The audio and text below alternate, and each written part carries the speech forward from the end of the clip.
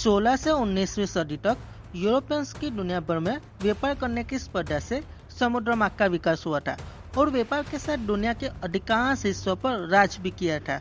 आज के इस वीडियो में हम अफ्रीका में यूरोपियंस का प्रभाव की बात करेंगे और पार्ट 2 में हम नेल्सन मंडेला के राष्ट्रपति तक के सफर की बात करेंगे। तो चलिए शुरू करते हैं। तो कहानी की शुरुआत 15वीं सदी से होती है, जब भारत से व्यापार करने के लिए पोर्तुगीज साम्राज्य के नाविक वास्को डी गामा अपने जहाज लेकर भारत की ओर आ जाते हैं और व्यापार करके लौट जाते हैं।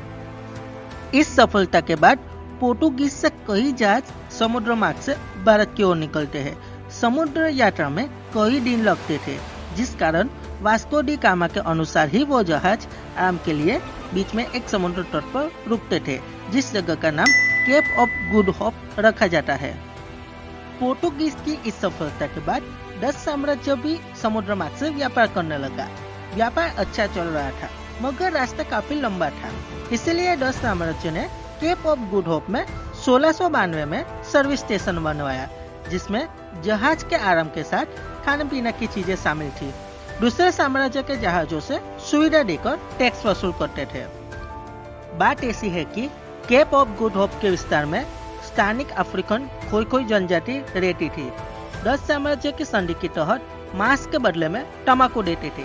जनजाति के लिए तम्बाकू नई बात थी, इसलिए उस जगह पर शांति तो बनी रही, मगर जनजाति के लोग तम्बाकू के नशे में फंसते गए। समय का चक्र चलता रहा और साथ ही व्यापार भी बना रहा, मगर 17वीं शताब्दी में अमेरिका की आजादी के बाद ब्रिटेन और फ्रांस में तनाव बढ़ गया, जिसके कारण 1778 से 1783 के बीच ब्रिटेन और फ्रांस का युद्ध हुआ।